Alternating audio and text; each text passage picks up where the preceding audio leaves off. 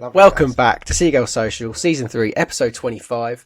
I'm joined by Maz, because Ryan has got the flu. So wishing him well. He sent us a picture today, didn't he, this morning? He was not looking good, bruv. He was not looking good. Normally he has a decent trim, but his trim was looking off. It was off. But yeah, get well soon, Ryan. Get well soon, son. But Maz, how are you? It was your sister's birthday today, correct? Yes, I'm very well, thank you, mate. Yeah, it was my sister's birthday. Shout out to her. And we had a lovely meal at Roker. Big up Roker, little all you can eat. Then we played shuffleboard. So really good fun. And of course, mate, the day was made even better by a lovely win against Liverpool. Yeah, it's like becoming an occurrence now, isn't it? Really, it's not. You've had a very good weekend. Really special. Yeah. Mate. Can you just tell the audience about the Jake Paul Tommy Fury stuff? Because what you just told me off air, because it is quite funny with the whole baby incident. Yeah. So quickly to recap, I was lucky to be able to speak to Jake Paul and Tommy Fury on the announcement of their fight come 26th of February. So yeah, I obviously had to ask Jake Paul about. So for anyone who doesn't know, for context, when he announced the fight, he basically said that the baby that Tommy Fury and Molly May Hague are expecting had been born, which they hadn't announced themselves. So you can see why, they might have been a little bit annoyed. So I asked Jake Paul, why'd you do it? And is it true that he's had a baby? And Jake Paul was like, oh shit, sorry, mate. Oops, did I? And I was like, well, yeah, you did. So yeah, that was quite funny. And he basically said that he won't reveal the gender of the baby. So I'm assuming the baby's been born, but obviously they're keeping it under wraps for now. And I asked Tommy the same question, and he wasn't best pleased, Ben. He was not best pleased by my questioning. He just went, I don't want to talk about it. And I missed the whole incident. I was too busy training. So that was a little recap. Yeah, bollocks to it. But yeah, it's all quite funny. And the content's done really, really well. So I'm really happy with how it went. It's banging. Yeah. I'm sure you'll see Maz on your For You page if you go on TikTok after this podcast. So enjoy. Before we get into it as well, I was just looking at our analytics, Maz. Obviously popping off, thank you, because we're doing so well, obviously. But of course, subscribers that have got the bell notification turned on, only 11.5% of you. So the rest of you, can you buck your ideas up and get that on? Because this is going to be out at 10 a.m. hopefully tomorrow, and you want to watch it as soon as possible to get the latest goss. And obviously you're going to hear this beautiful news. That also reminds me, Ben. Anyone listening right now, if you're not subscribed, do it right now. Please do it.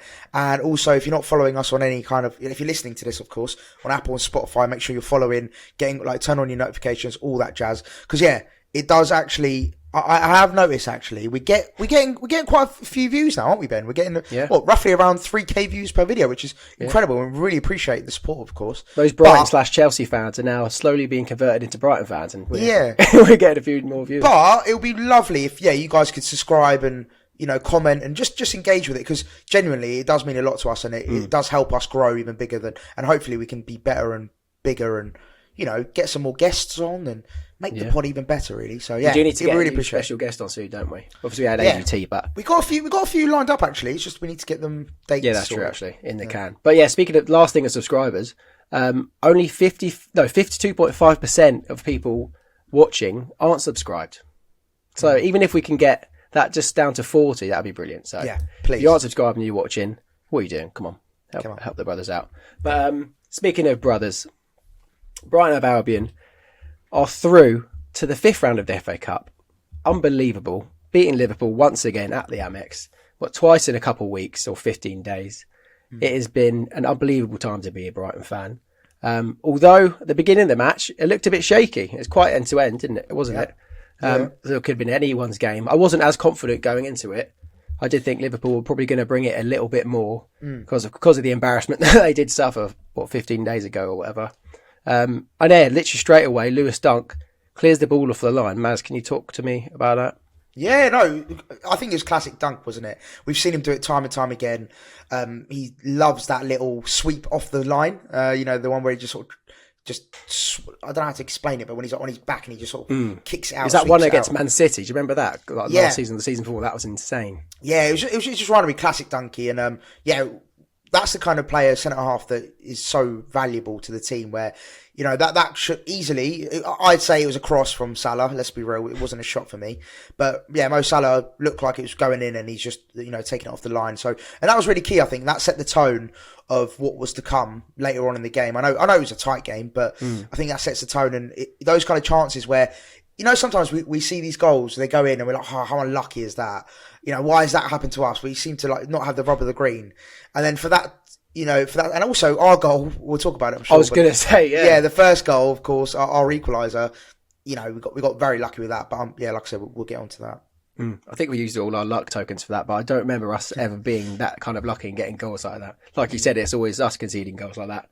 And yeah, like that, it was end-to-end stuff, and I was thinking, Jesus Christ, if this carries on that.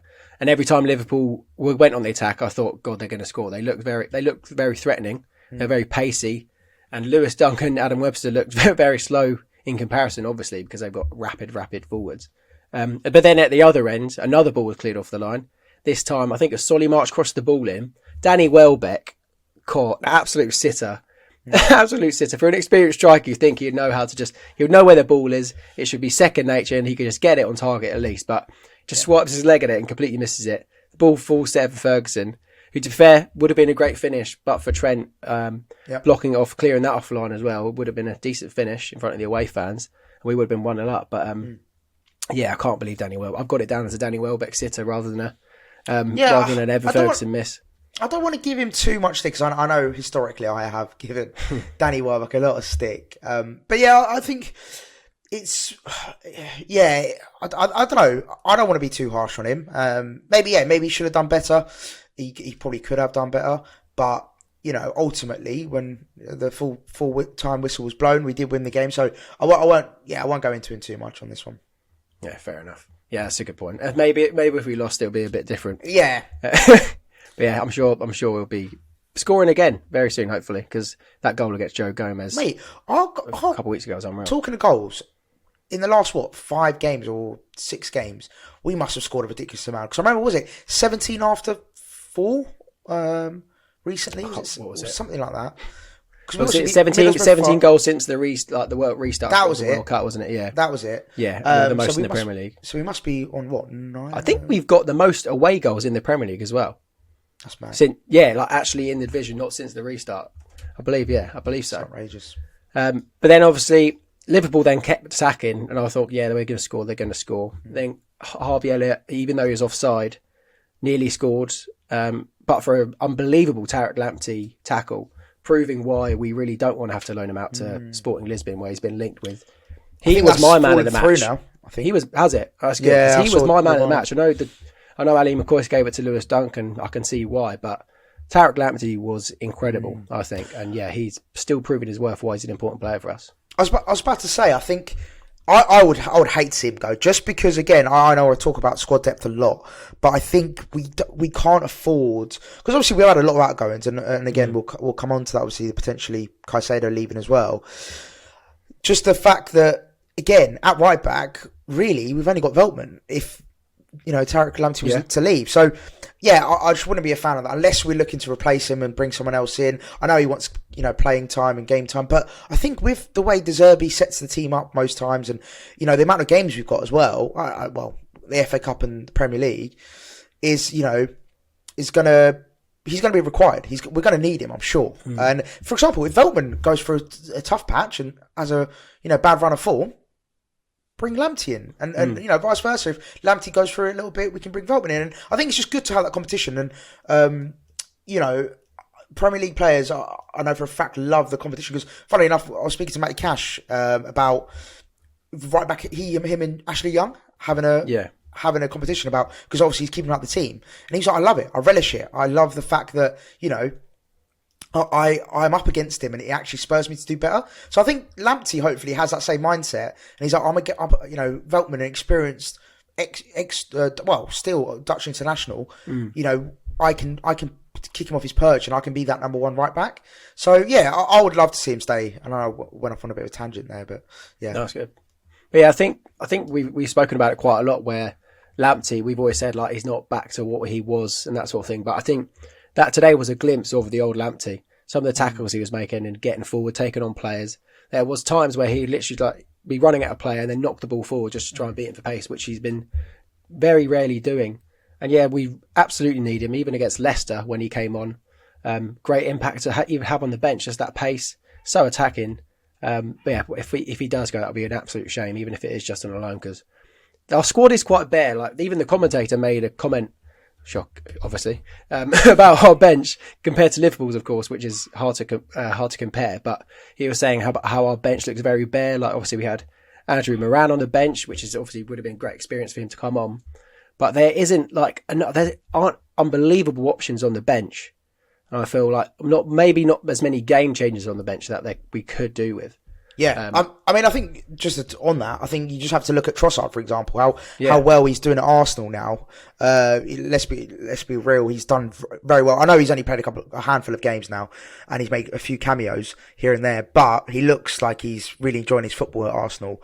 And you know, of course, he wouldn't want to sit on the bench at Brighton, of course not. But like you said, is to have that squad depth. You know, having a Trossard, and then let's say between I don't know who's like a Sarmiento, Trossard, Mitoma, like as that left wing options, March left wing options, you're laughing. You've got such great squad depth there, and I think we do need to. If we do let people go, we have to bring in reinforcements, and not. I'm not talking like 17-year-old wonder kids, which is great, but we want ready-made replacements to come in and hit the ground running.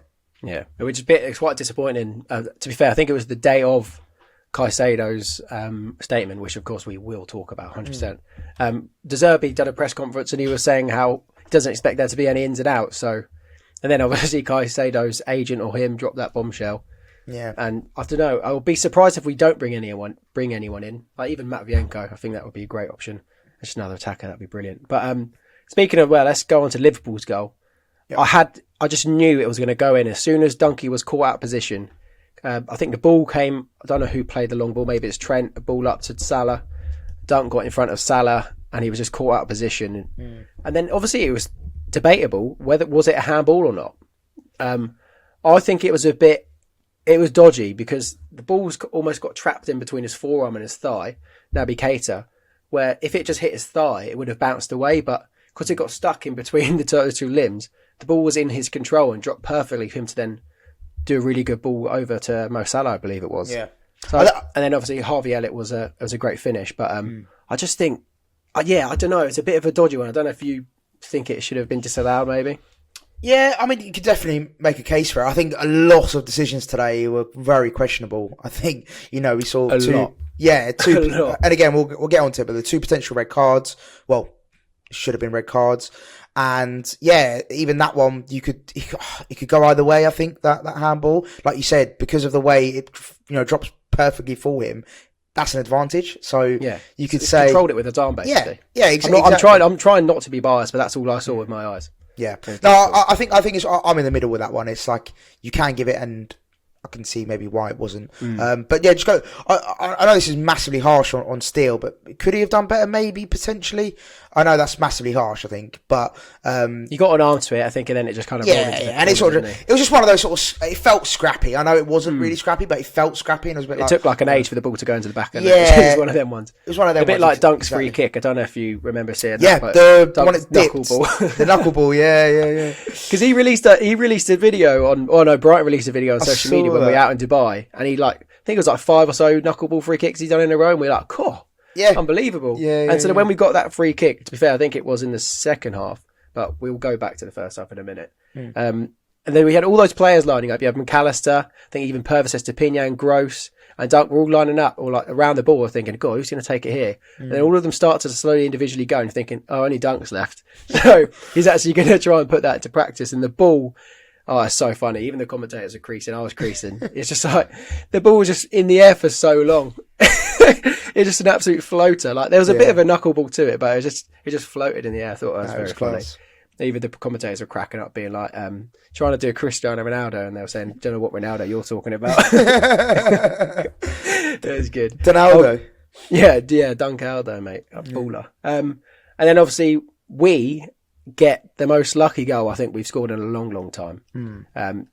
Fair play for Tarek Lamptey hitting that. I couldn't believe he did hit that, but I think it was going off target as well, wasn't it? Yeah, it was actually going off target. Normally, you would expect like Lamptey to get the ball into possession, play it back out wide, and to do the classic Brighton cross the ball in, that sort of thing. But fair play for him to having a go, and it paid off. You make your own luck. That's what I say when you actually do. When you get lucky yourself. It's what we were talking about earlier about how, you know, usually those kind of goals go against us. So it was quite nice. It was quite refreshing just to see it, you know, go past Alisson and, you know, wrong foot him. So yeah, it was, let's be real, it was a shit goal.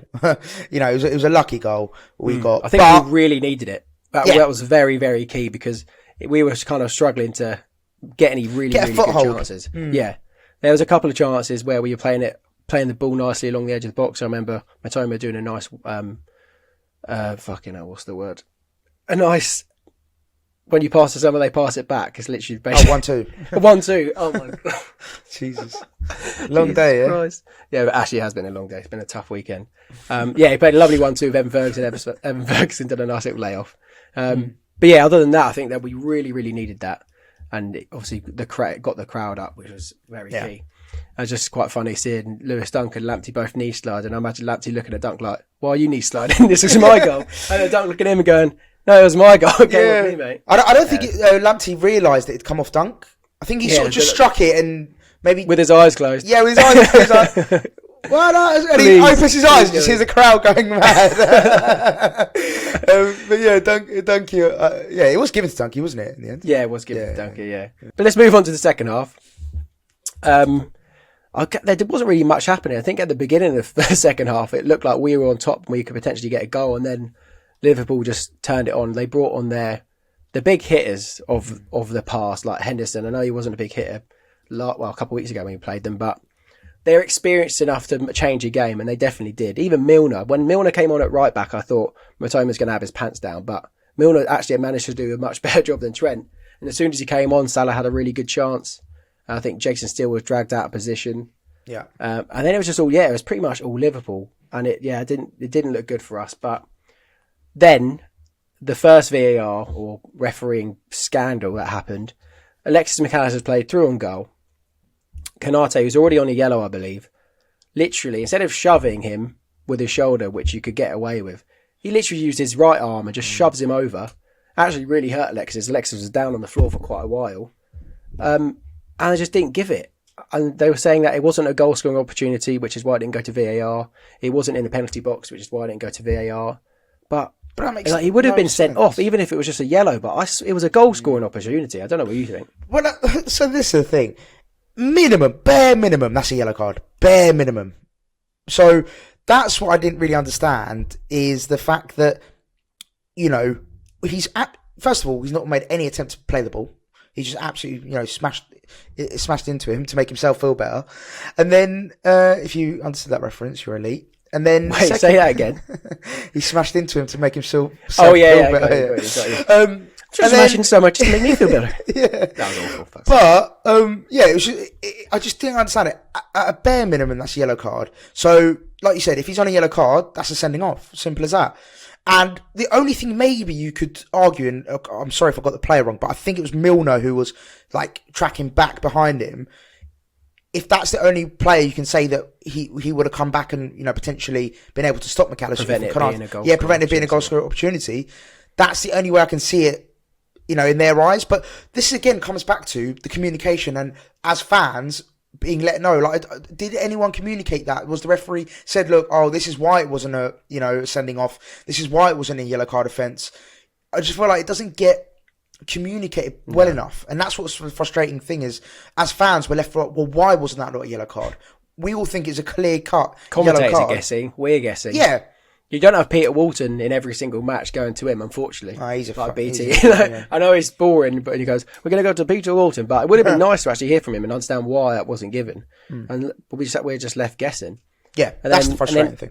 And then I think 10 seconds after Fabinho comes on, which was probably about 5-10 minutes after the Konate incident, Fabinho just... awful.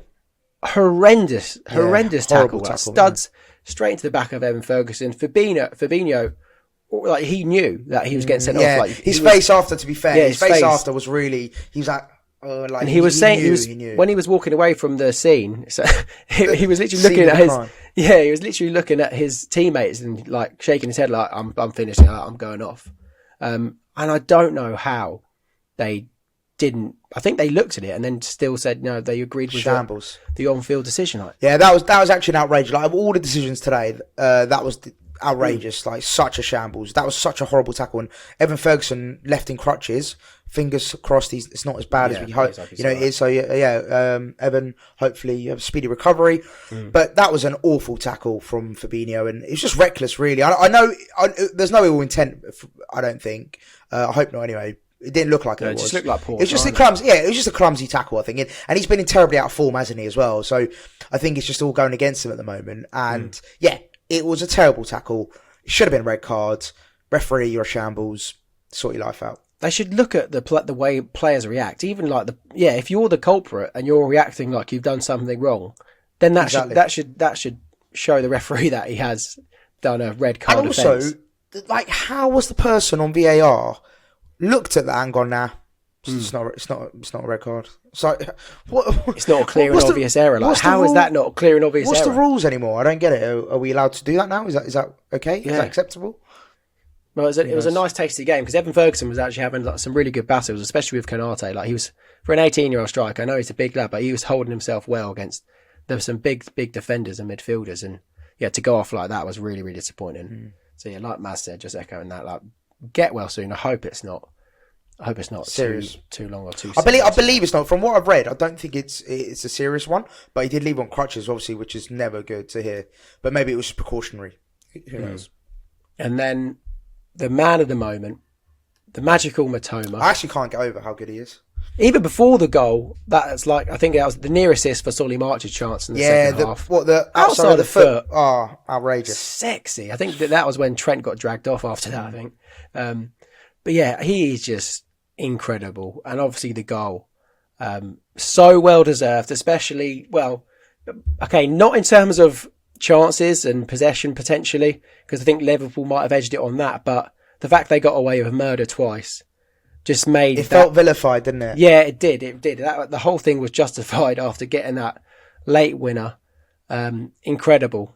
Great ball from Purvis Estupiñán. Even Dennis Undav, he like pushed his back into Andy Robertson, which gave Mitoma the space and time to just work his magic and somehow flick the ball into the net. So yeah, well done Undav, because that was quality. And yeah, saved the day. The celebrations, I'm going to talk about FIFA. You know when you score a last minute goal on FIFA these days, like on the newest ones, and it cuts to like, it does those cutscenes of like everyone going mental running on the pitch. Yeah. It literally looked like that. It was unbelievable. Just the Mitoma was like, oh! Yeah, it looked like he scored like a World Cup winner, and it felt like it. It was such a brilliant moment for Brighton Hove Albion. Just shows like how big we are at the moment.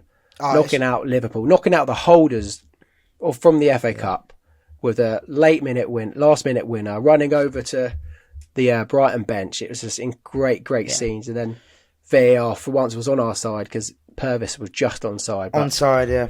What were your thoughts on the goal? Incredible. And shout out to Purvis as well for the cross. Like you said, Undav for the little, back into Robertson to create the sort of space for Mitoma, and the touch from Mitoma just to lift it over Gomez. It was just it was class, and it just reminded me of like similar to that of Welbeck. I was about to say it reminded me of like how Danny Welbeck obviously did it to was it Gomez again? Yeah, wasn't it? Yeah. Oh mate, Gomez must have PTSD, mate, from playing Brighton ever again.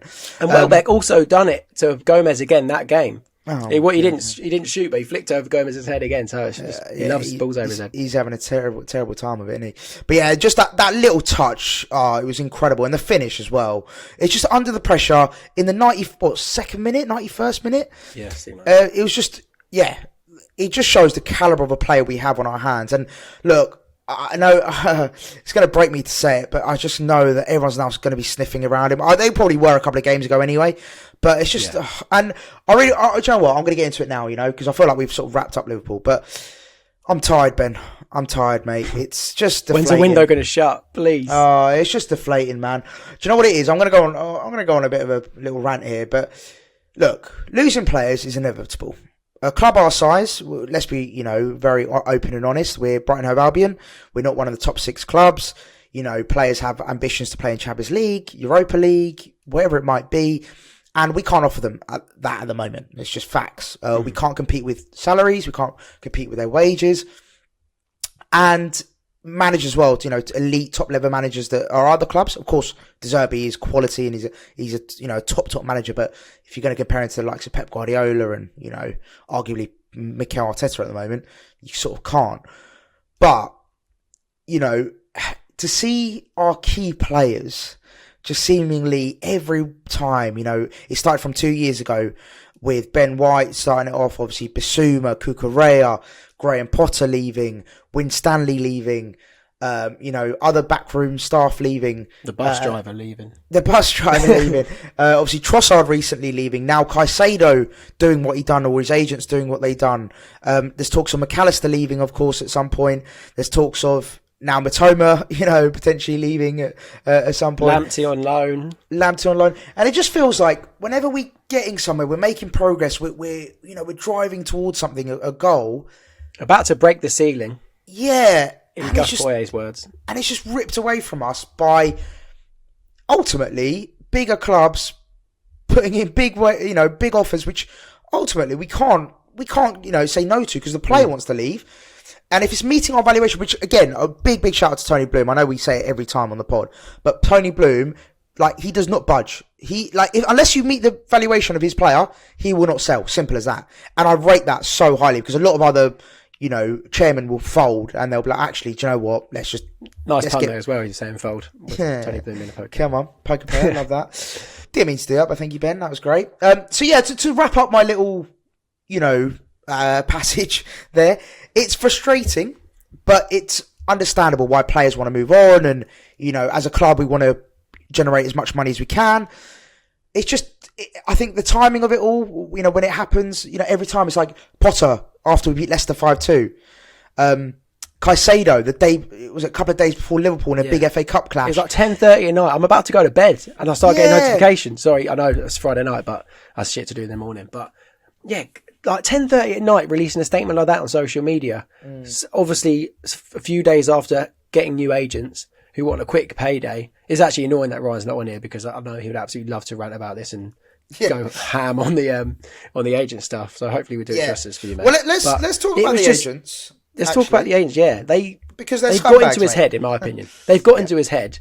He's a young lad, and they've obviously all the stuff they put in that in his quote unquote quote, funny enough, about him having 10 siblings and needing to take care of them. I guarantee you that sort of stuff is stuff that the agents have said to Moyes. 100%. You can earn X amount at Arsenal. They're about to win the league. If Arsenal weren't top of the league, by the way, he wouldn't be going right now. He wouldn't be that desperate to go, or the agents wouldn't be that desperate to go because they obviously want a Premier League medal. But they're in his head, telling him to make so much more money to help fund his family. Look where you've come from. This will be brilliant for you. They've really, really manipulated him, I think. Yeah. Two things on this. Okay. Number one, the agents themselves have, like you said, Ben, I believe that they have influenced him, but in saying that, he has to agree. Whatever goes out, he has to agree. There's no way they've done that behind his back. And if they have, then obviously he must be thinking, well... They spelt where he came from wrong in his quote. Apparently it was like, I think he comes from either Santo Domingo or Santo Domingo, but they spelt it Santo Domingo or Santo Domingo, whatever way. Right, whichever way, yeah. Like, but still, that it was just copy and pasted from someone's Apple But Ben, he will have agreed to that for that to go out. Mm-hmm. He would have said, yeah, that's cool, like, post it, whatever. So that's number one. He has been a part to play in it, which I'm not saying that makes him in the wrong. It just means that he isn't as sort of scot-free. If it, for all we know, he could have been the one instigating it. We don't know. We don't know what's going on behind closed doors. Like he's a very naive lad. Well, and obviously for obvious reasons, he was playing in the Ecuadorian league where stuff like this wouldn't really happen. You don't have these big businessmen telling you about all these things you can have and what you can achieve and that sort of thing. So he's been thrown into the deep end. He was only thrown into the first team like back end of like March last year. And now he's getting offers from Arsenal. So like this isn't stuff that he's used to, or he hasn't got any advisors to help him out in that. They've just, agreed. And also my second point, there's roughly around 5 months left of the season, whatever. I don't know the exact sort of months, but around that, let's say 5 months. Is that too long to wait to move to another club, do you have to, okay, you can make the argument, like you said, Arsenal are going to win the league, you can potentially win a Premier League medal. I would to win the league so bad now. yeah. No, but we're not guaranteed it is Arsenal, by the way. Like, Arsenal put a bid in, it got rejected, and so did... Chelsea did. Chelsea put a bid in, 55 million, yeah. Arsenal put 60 in, and that got rejected. So, it doesn't necessarily mean he's going to Arsenal, by the way. It could be Chelsea, it could be Arsenal, it could be potentially Liverpool. We don't know. I know Klopp's come out and said he's not going to sign anyone, but yeah, it could be, potential teams. But let's take Arsenal out of the equation. Unless it was Arsenal that came knocking, is really 5 months too much to ask for you to just give another 5 months to us, see what we do, see what we can achieve. Can we get Europe? Help us get Europe. Yeah, and leave a legend. Leave like a legend. Yeah. What do you like? Is that 5 months really going to impact your career? You're 21 years of age. It's not like you're at the back end of your career where that 6 months could be potentially massive. You're right at the beginning of your career. This could be win a Premier League. You'll win a Premier League anyway. Like even if Arsenal win it this year. And it's a money thing as well in terms of you'll get a better transfer fee / agent fees, whatever it might be. Surely you could potentially increase that because that next 5 months you could become a better player. You could achieve more, and obviously your price tag will automatically go up. And secondly, will you potentially, will that 5 months really impact the amount we can get right now? I don't think it will. So yeah, I don't know. It's just the timing of it is really frustrating. And like, it 4 days before the window shuts? Yeah, and you just think that's so disrespectful.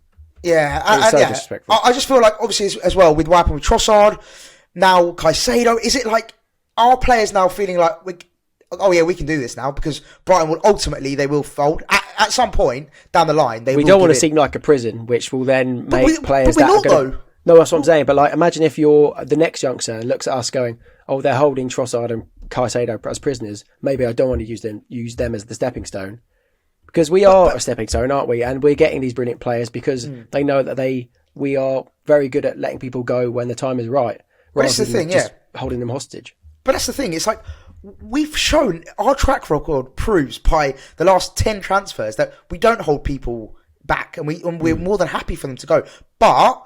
As Tony Bloom has said time and time again, you have to meet our valuation of the player until we let you go. That's simple as that. If we don't feel like we're getting the money for it, and I respect that so highly from Tony Bloom and then all the the higher ups at Brighton, because that takes a lot of bollocks to be able to do that. So we're not letting, and I love that we're not letting these big clubs bully us and like, you should let him go because he wants to progress his career. Okay, cool.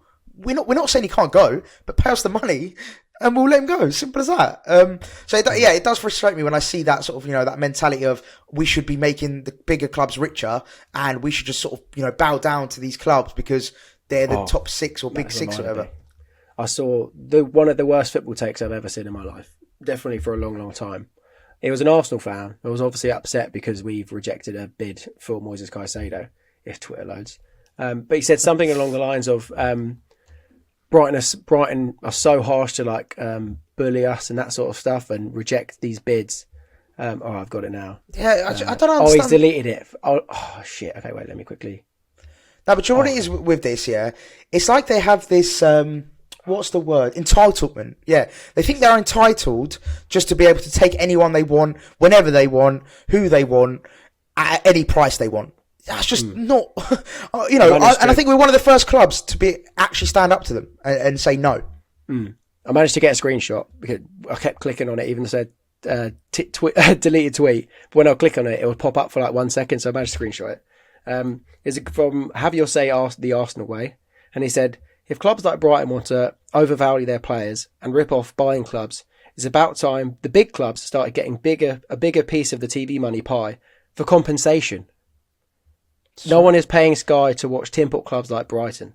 So he's saying that big clubs, the big 6, should get more money because we're overvaluing our players. That makes zero sense. How about this? How about ridiculous. How about you, your club, Arsenal, how about you get better at scouting, get better at identifying talent, and then you wouldn't have this issue, would you? So you wouldn't need to come to Brighton and buy our players. If you had the system in place, you could do what we're doing. You could be buying the Mitomas, you could be buying the Bonanotes, you could be doing all this stuff, but you're not. So settle yourself, mate. It is a shame. Do you? I feel like I'm on smoke this episode. I feel like I've got a lot of. Oh, it was tough. I was literally just about to settle down, watch a film, turn my phone off, and then all the notifications flooded in about Caicedo's message. Do you think he will go before the end of the window? It's a great question. I've said no. Do you know what? When I saw that statement come out, I straight away tweeted, which I should have sort of, assessed the situation. I was like, oh, he's gone. Like, I gave my opinion. I was like, the timing of it's not great, but, I can understand, blah, blah. But I think, when I reread it, it was just like, and then the following information that came out about how Tony Bloom's not going to let him go, and like until someone meets the valuation of the player, that we're not going to let him go, and we're going to do our best to keep him until the end of the season. It filled me a bit more hope, and I was actually, okay, that makes much more sense. So, yeah, I want to say yes, Ben. I want to say he'll be here until the end of the season. But if a club like Chelsea goes, do you know what? Fuck it, we're going to pay the 100 million or whatever the price tag is. It's out of our hands, isn't it? And he'll be gone, I think, because it's now becoming. Obviously he missed training, didn't he? No, sorry, he didn't miss training. Sorry, that was fake news. That was fake news as well. He was given leave off training, and then they're going to try. I think they're going to bring him back. Obviously, missed the Liverpool game first, and then they're going to bring him back after the window closes, which is good. I think. Hopefully, maybe lets him get his head right. But I think, I would love to. Obviously, he's an incredible player. Let's not forget about that in this whole sort of circus. He is an incredible player. He's a very key player. He's a very key player, like you said. So, I would love to see him second name on the team sheet for me, but after Dunk. Yep. I'd say McAllister maybe. I'd say Dunk McAllister. Really? Yeah, Dunk McAllister and then Caicedo, I think, third. Okay. But he's a key player. How is there any way back? One for him. Imagine if he goes back to training with the boys. They're not just going to laugh. I mean, they probably will. They will. They'll banter, but also it'll just something in the camp will be a bit off that he's done this. Yeah, I think it comes back again. Even for the fans, like let's say he doesn't go and he starts playing again, it's going to take a while for the fans to start warming to him again. But we'll forget about end of February. We'll forget about it. Facts. Especially for winning. Maybe. Yeah. Facts. If he still plays and carries on and plays well. Yeah, of course we're going to forget about it. And then we'll let him go in the summer. I'm cool with that. I'm not cool with it. I would love to keep all our best players. But unfortunately, it seems like all these big clubs are just absolutely fucking, doing Southampton 2.0 to us. Liverpool, Southampton. Now it's too late. Arsenal, Chelsea, and it's too late for us to let him go, isn't it? Because I'm sure the club have backups already. I think we actually had a bid rejected for Haidara at Leipzig, who's a centre mid, similar role. Nick, Zaniolo, we spoke about him on the previous pod. Bournemouth are discussing for him. It's been rejected. He's rejected it. The players rejected it. Shock. He doesn't want to play in like a 9,000 seater stadium like the Wivdean. Fucking hell. Jesus Christ, Bournemouth. Funny though, the fact that they thought they could get into discussions with Nicola Zaniolo. To be fair, I know we're flying at the moment, but Michael B. Jordan he needs to realise where he's at with Bournemouth. He's obviously thrown money around since his new ownership of the club, but I think it's quite ambitious for us to even get him, though. Let's be real.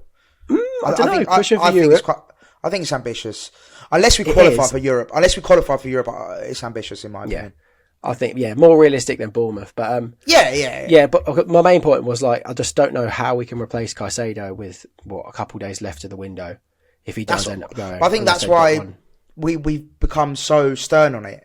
Rather than either pay us a ridiculous fee, which sort of makes up for it in a weird way. It doesn't. We lose a big player, but I think they're like this is it. You either take him for however much we want him for, which I think was it reported like 90 million or something.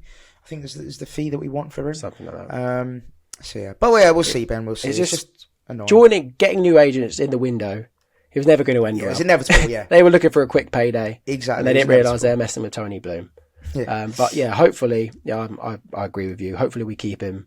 Because like you said, he's so key for us achieving European football next season. Do that. But the fans will forgive you and you'll leave not as a legend, but as a respected player after this absolute howler you've just produced. And just to wrap this bit up about Caicedo, we beat Liverpool today without him. So yeah, true. All I'm saying is we've got Zerbi, we've got Tony Bloom. It seems like whatever they take from us. It's actually Trossard. I think it was a couple of days before the Liverpool game when we beat him 3-0.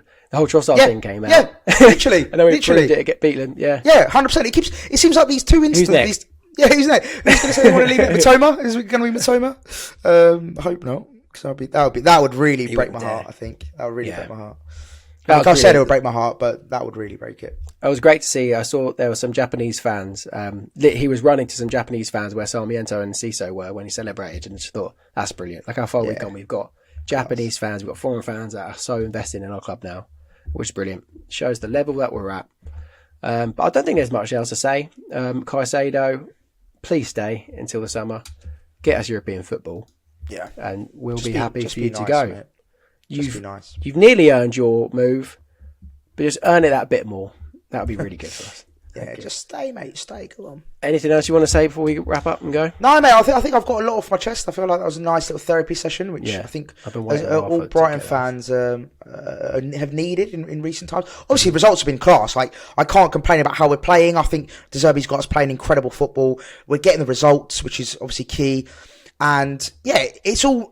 You know, to be a Brighton fan right now, it is really good. But these little things about transfers and stuff are just making it quite like it's making me rapidly fall out of love with football. Really, it's leaving a little bit of a sour taste in the sweet football that we're watching. Exactly that. Well put. Cheers, man. And then also, quick one. The funnest moment of the match. At the beginning, Zerbi was holding the ball when it went out for a throw, and he was about to give it to a Brighton player to take the throw. And Harvey Elliott ran past him and knocked the ball out of his hands. And everyone's like, whoa, and all the Liverpool bench were pissing themselves with laughter. 5 minutes later, Liverpool on the counter-attack, the ball goes out of play. Zerbi catches the ball. Cody Gakpo runs over to him to get the ball. And Zerbi just throws it away. Class. Everyone was laughing. Even Klopp was laughing and thinking, yeah, that's class. Banner. So that's the thing, that we need that kind of manager. And I love about Zerbi. He's got something about him, and I love him. He mirrors the fans' emotions because he's such an emotional person. It's just nice to see someone that, it's just nice to see someone that is emotional on the touchline and shares the same passion as the fans. Potter was obviously very well reserved, so was Chris Hughton. Great managers of what they've done, but it's just nice to see some passion every now and then on the bench, on the touchline. So, to Zerbi, you're an absolute hero. Bloom, you're an absolute hero. Caicedo, you are not. So, we are going to be back this week with a preview for Bournemouth, I believe, speaking of the Nick and the Zaniolo lot. Michael B. Jordan's team, that'll be quite funny. If he's at the Amex, probably won't be. So subscribe to the YouTube channel. Like we said, only 52% of you aren't actually. So whatever. And if you've come this far, fair play. Fair play. And also comment down below. Caicedo's agents can